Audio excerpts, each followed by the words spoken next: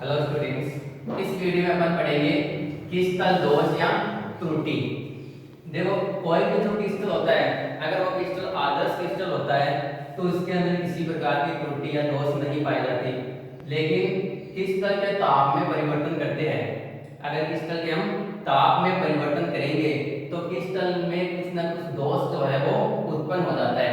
Crystal का दोष जो होता है वो क्रिस्टल के जो अवयवी कण होते हैं उनके अंदर अव्यवस्था होती है, उसको हम क्या बोलेंगे? क्रिस्टल दोष बोलते हैं। क्रिस्टल के जो अवयवी कण है, अवयवी कण का मतलब जिन कणों से वो क्रिस्टल बना हुआ है, उसके जो अवयवी कण है उसके अंदर अगर किसी भी प्रकार का अव्यवस्था उत्पन्न होती है तो उसको हम बोलेंगे क्रिस्टल दोष या क्रिस्टल त्रुटि बोलते हैं। अब देखो, मुख्य रूप से क्रिस्टल के अंदर दो प्रकार के दोष उत्पन्न हो सकते हैं।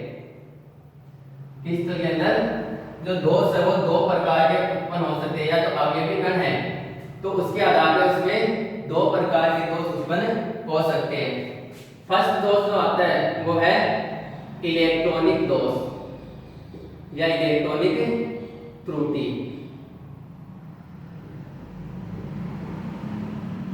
और दूसरा दोष जो है वो है परमाणु या बिंदु दोष। दो प्रकार के दोष उत्पन्न होते हैं, एक तो इलेक्ट्रॉनिक दोष और एक परमाणु या बिंदु दोष।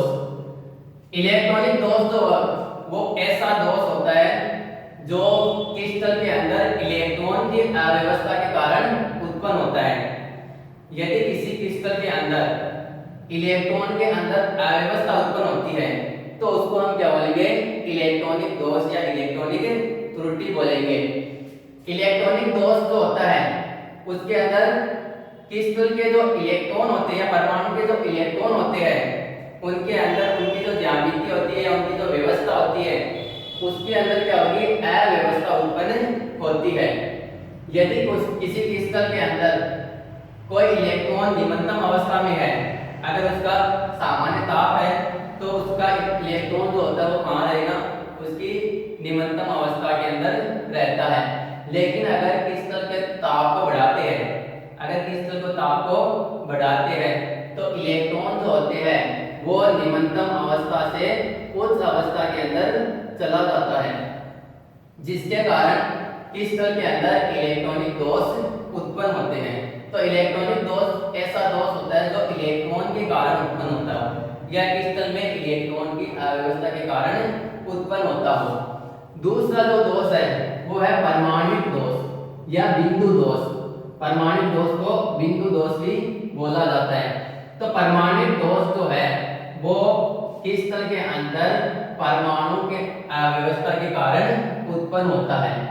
क्रिस्टल के अंदर परमाणु जो होते हैं उनके अंदर अगर अव्यवस्था उत्पन्न होती है और उसकी ज्यामिति के अंदर अगर अव्यवस्था उत्पन्न होती है तो उसको हम बोलेंगे परमाणु या बिंदु दोष। अब देखो, परमाणु दोष जो है वो दो तरह से उत्पन्न हो सकता है। परमाणु दोष जो है वो दो तरह से उत्पन्न हो सकता है। एक तो आता है रिक्तिका दोष,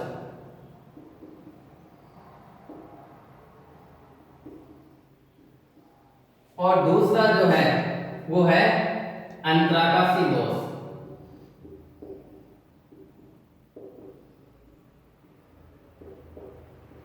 परमाणु या बिंदु दोष दो प्रकार से उत्पन्न होता है, एक तो रिक्तिका दोष और एक होता है अंतराकाशी दोष। रिक्तिका दोष जो होते हैं उसके अंदर क्रिस्टल से धनायन या ऋणायन जो होते हैं वो अगर बाहर चले जाते हैं, किसी क्रिस्टल से धनायन या ऋणायन अगर क्रिस्टल से बाहर चले जाते हैं तो उन धनायन और ऋणायन के स्थान पर क्रिस्टल के अंदर क्या बन जाती है? रिक्तिका बन जाती है। जैसे अगर हम कोई क्रिस्टल देखते हैं, क्रिस्टल के धनायन और ऋणायन अगर इसमें इस प्रकार व्यवस्थित है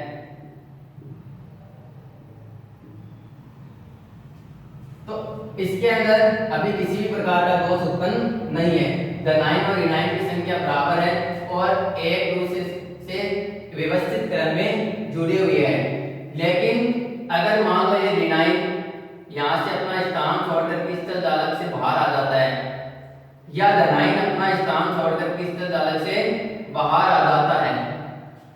जहां से धनायन या ऋणायन क्रिस्टल धारक से बाहर निकल जाता है वहां पे क्या बन जाती है, खाली स्थान बन जाता है, जिसको हम क्या बोलते हैं, रिक्तिका बोलते हैं। तो इसे हम क्या बोलेंगे, रिक्तिका दोष। यदि क्रिस्टल से कोई धनायन या ऋणायन अपना स्थान छोड़कर अगर बाहर चला जाता है तो उन धनायन और ऋणायन के स्थान पर क्रिस्टल में क्या बन जाता है, रिक्तिका बन जाती है, जिसे हम क्या बोलेंगे, रिक्तिका दोष बोलते हैं। दूसरा आता है अंतरागासी दोष। तो अंतरागासी दोष के अंदर कोई अतिरिक्त धनायन या ऋणायन या तो क्रिस्टल के अंतरागासी स्थल में आ जाता है या क्रिस्टल के अंदर ही उपस्थित कोई धनायन और ऋणायन अपना मूल स्थान छोड़कर खाली स्थान के अंदर चला जाता है। जैसे ये क्रिस्टल है,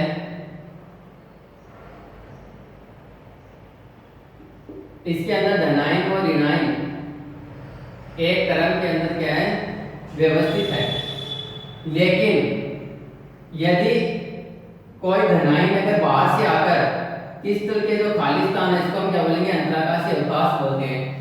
तो अगर इन अंतरागासी स्थल के अंदर कोई धनायन आकर जुड़ जाता है तो इसके अंदर अंतरागासी दोष उत्पन्न होता है, क्योंकि पहले धनायन और ऋणायन या जो कण है वो आपस में एक व्यवस्था के रूप में जुड़े हुए हैं, ये व्यवस्थित रूप से जुड़े हुए। लेकिन कोई अगर बाहर से आ गया, अंदर आके अंतरागासी स्थल में अगर जुड़ गया तो इनके क्रम में क्या आ जाएगी, ये अव्यवस्था उत्पन्न हो जाती है। तो इस प्रकार के दोष को हम क्या बोलेंगे, अंतरागासी दोष बोलेंगे। तो या तो कोई धनायन बाहर से आ जाए या कोई ऋणायन बाहर से आ जाए या क्रिस्टल के अंदर उपस्थित किसी धनायन या ऋणायन में से अंतरागासी अगर स्थल के अंदर आ जाता है। जैसे मान लो यहाँ से धनायन अपना स्थान छोड़ दिया और कहाँ पे आ गया, क्रिस्टल के अंतरागासी स्थल में आ गया, तो ऐसे दोष को हम क्या बोलेंगे, अंतरागासी दोष बोलते हैं। तो परमाणु दोष या बिंदु दोष दो कारणों से उत्पन्न होता है, दो तरह से उत्पन्न होता है, एक तो रिक्तिका दोष और एक अंतरागासी दोष।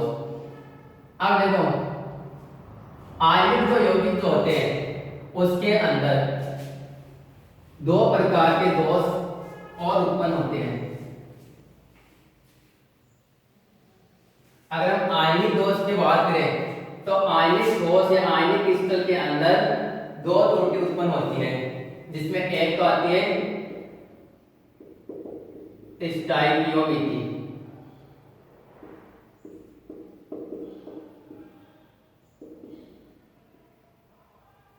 स्टाइकियोमेट्री या इसको बोलते हैं स्टाइकियोमेट्री दोष। तो स्टाइकियोमेट्री दोष तो होता है, सबसे पहले तो स्टाइकियोमेट्री किस यौगिक को बोलेंगे, ऐसे यौगिक जिसके अंदर धनायन और ऋणायन का अनुपात क्या हो, बराबर हो, उसको हम क्या बोलेंगे, स्टाइकियोमेट्री यौगिक बोलेंगे। जैसे अगर हम लेते हैं NaCl, तो NaCl के अंदर एक Na+ और एक Cl- परमाणु है, तो इसके अंदर धनायन और ऋणायन परमाणु की संख्या क्या है, बराबर है, इसलिए इस यौगिक को क्या बोलेंगे, हम स्टाइकियोमेट्री बोलेंगे। एक होता है नॉन स्टाइकियोमेट्री। तो नॉन स्टाइकियोमेट्री ऐसा यौगिक होता है जिसके अंदर धनायन और ऋणायन का अनुपात क्या हो, अलग अलग हो।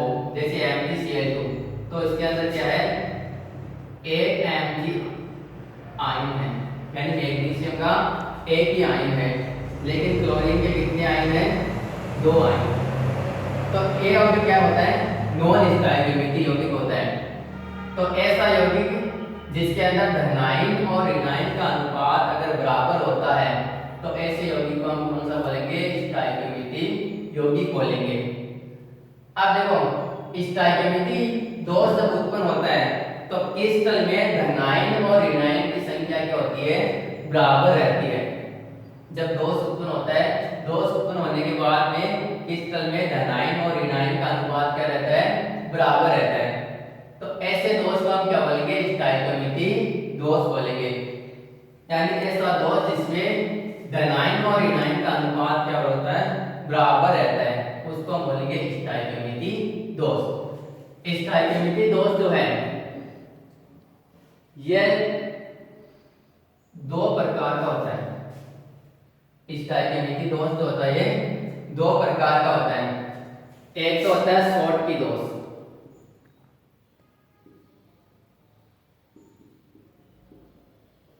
एक तो कौन सा होता है शॉर्ट की दोष और एक होता है फ्रेंकल दोष। एक तो शॉर्ट की दोष और एक क्या होता है फ्रेंकल दोष होता है। तो शॉर्ट की दोष जो होता है इसकी खोज शॉर्ट की नामक वैज्ञानिक ने की थी, इसलिए इसको क्या बोलते हैं शॉर्ट की दोष बोलते हैं। फ्रेंकल दोष की खोज फ्रेंकल नामक वैज्ञानिक ने की थी, इसलिए इसको क्या बोलते हैं फ्रेंकल दोष बोलते हैं। दोनों ही दोष के अंदर शॉर्ट की और फ्रेंकल दोनों दोष के अंदर धनायन और ऋणायन का अनुपात क्या होता है बराबर होता है, इसलिए शॉर्ट की और फ्रेंकल दोष कौन से दोष होते हैं स्टाइकियोमेट्री दोष होते हैं। अब देखो शॉर्ट की दोष जो होता है उसके अंदर क्या होता है कि कोई धनायन अपना स्थान छोड़कर क्रिस्टल जालक से बाहर चला जाता है, या हम कह सकते हैं आयन जो होते हैं आयन बोल दो, या कह सकते हैं परमाणु या अणु जो होता है जिससे वो बना होता है वो क्रिस्टल से क्या चला जाता है बाहर चला जाता है। शॉर्ट की दोष के अंदर कोई भी जो आयन है या परमाणु या अवयवी कण जो बोलते हैं वो क्रिस्टल जालक से क्या होता है बाहर चला जाता है। तो ऐसा दोष जिसके अंदर धनायन या ऋणायन जो होता है वो क्रिस्टल जालक से बाहर चला जाता है, तो ऐसे दोष को हम क्या बोलेंगे शॉर्ट की दोष बोलते हैं। तो शॉर्ट की दोष के अंदर देखते हैं कि अगर किसी क्रिस्टल के अंदर धनायन और ऋणायन जो होता है अगर एक क्रम के अंदर व्यवस्थित है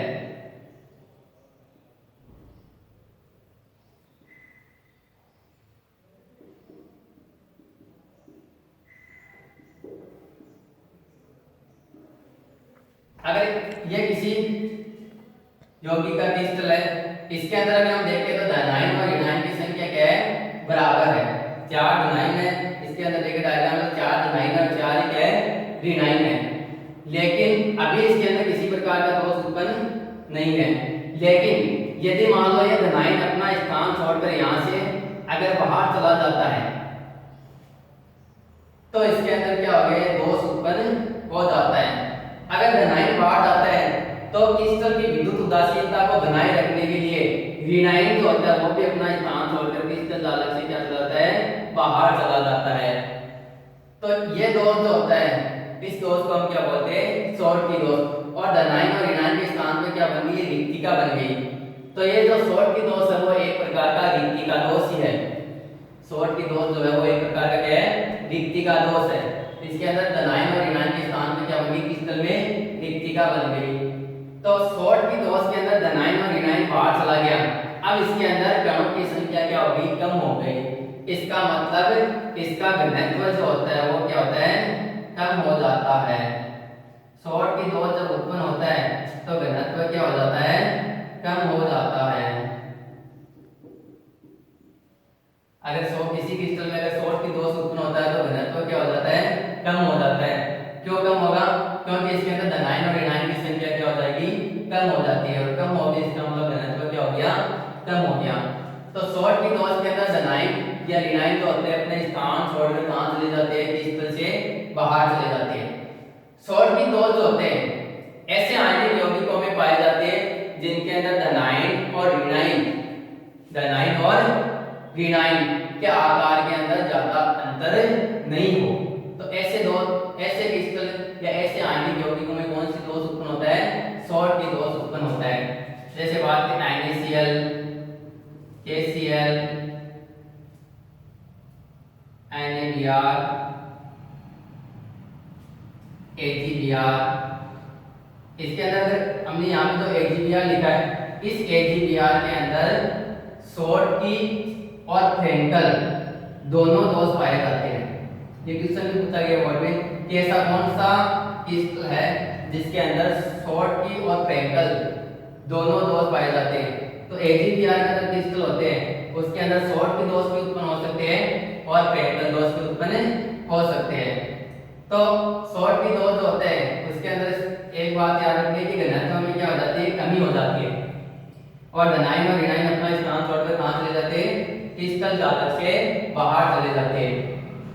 तो जैसे NaCl है, KCl है, NaBr है, इनके अंदर धनायन और ऋणायन का आकार लगभग क्या होता है, बराबर होता है। इसलिए इसके अंदर कौन सी पाई जाती है, शॉर्ट की दोष पाया जाता है। दूसरा है फ्रेंकल दोष। तो फ्रेंकल दोष इसकी खोज किसने की थी, फ्रेंकल नामक वैज्ञानिक ने की, इसलिए इसको क्या बोलते हैं, फ्रेंकल दोष। देखो शॉर्ट की दोष के अंदर तो क्या गया, धनायन और ऋणायन का स्थान छोड़ के बाहर चला गया और रिक्तिका उत्पन्न हो गई। तो ये तो एक प्रकार का कौन सा दोष है, रिक्तिका दोष है। लेकिन फ्रेंकल दोष जो होता है ये एक प्रकार का अंतराकाशी दोष है। और अंतराकाशी दोष के अंदर क्या होता है,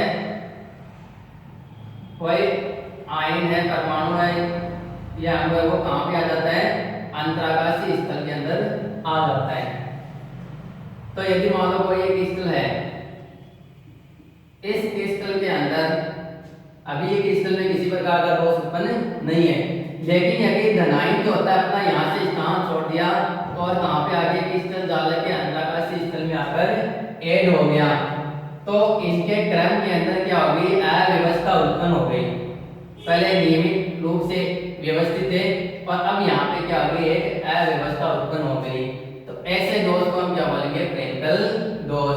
यानी जब धनायन अपना मूल स्थान छोड़कर क्रिस्टल जाल के अंतराकाशी स्थल में आ जाता है तो इस दोष को हम बोलते हैं फ्रेंकल दोष। इसमें धनायन और ऋणायन की संख्या क्रिस्टल जाल के अंदर तो बराबर है, लेकिन इसका क्रम जो होता है वो क्या हो गया, अव्यवस्थित हो गया। फ्रेंकल दोष के अंदर घनत्व में कोई परिवर्तन नहीं होता है। ये दोनों अंतर है शॉर्ट की दोष और फ्रेंकल दोष में। शॉर्ट की में घनत्व कम हो जाता है, लेकिन फ्रेंकल में घनत्व में कोई परिवर्तन नहीं होता है। अब इसके अंदर हम देखते हैं कि धनायन जो होता है वही केवल अंतराकाशी स्थल में आता है, ऋणायन क्यों नहीं आता है। तो ऋणायन के अंतराकाशी स्थल में आने के चांस बहुत ही कम होता है। वो इसलिए होता है क्योंकि आपको पता है ऋणायन का आकार बड़ा होता है, धनायन का आकार क्या होता है, छोटा होता है। और क्रिस्टल के अंदर अंतराकाशी स्थल जो होते हैं वो बहुत ही कम पाया जाते हैं, यानी इसके अंदर बीच बीच में जो गैप होता है वो बहुत ही छोटा होता है। इसलिए केवल धनायन जो होता है वही अंतराकाशी स्थल में आ सकते हैं। ऋणायन का आकार बड़ा होने के कारण यह अंतराकाशी स्थल के अंदर नहीं आ सकता। तो ये दोष कौन सा है, स्टाइकियोमेट्री दोष, जिसके अंदर दो प्रकार के दोष उत्पन्न होते हैं, एक तो शॉर्ट की और एक फ्रेंकल दोष है। दूसरा जो दोष है वो आता है नॉन स्टाइकियोमेट्री दोष। दूसरा दोष जो होता है वो कौन सा हो गया, आयनिक यौगिक का नॉन स्टाइकियोमेट्री दोष।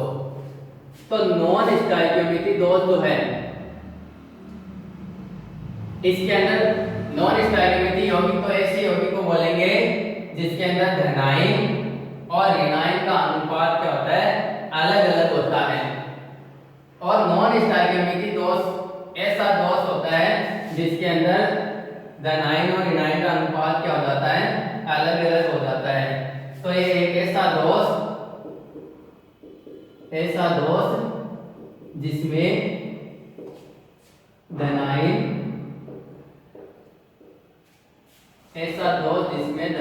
और ऋणायन का अनुपात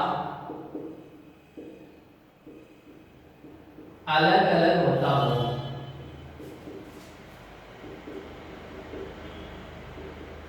उसको हम कौन सा बोलेंगे, नॉन स्टाइकियोमेट्री दोष बोलेंगे। ये दोष जब उत्पन्न होता है तो या तो उसके अंदर धनायन की अधिकता हो जाती है तो क्रिस्टल में ऋणायन की कमी हो जाती है, या ऋणायन की अधिकता हो जाती है तो क्रिस्टल में धनायन की क्या हो जाती है, कमी हो जाती है। तो धनायन और ऋणायन का अनुपात क्या रहता है, इसमें अलग अलग रहता है। तो ऐसे दोष को हम क्या बोलेंगे, नॉन स्टाइकियोमेट्री दोष बोलते हैं। नॉन स्टाइकियोमेट्री दोष जो होते हैं ये भी दो प्रकार का होता है। नॉन स्टाइकियोमेट्री दोष जो होता है ये भी दो प्रकार का होता है। एक तो है धातु आदि के दोष। एक तो कौन सा होता है, धातु आदि के दोष, और एक है धातु न्यूनता दोष। नॉन स्टाइकियोमेट्री दोष के कितने प्रकार है, दो प्रकार है। एक तो धातु आदि के दोष और एक धातु न्यूनता दोष। धातु आदि के दोष जो है उसके अंदर तो क्या होती है, धनायन की अधिकता,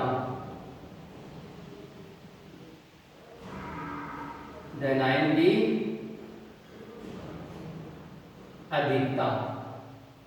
धातु आदि के दोष में क्या होती है, धनायन की अधिकता होती है। और धातु न्यूनता दोष के अंदर क्या होती है, धनायन की कमी होती है। धातु आदि के दोष जो उत्पन्न होता है उसके अंदर धनायन की संख्या ऋणायन की तुलना में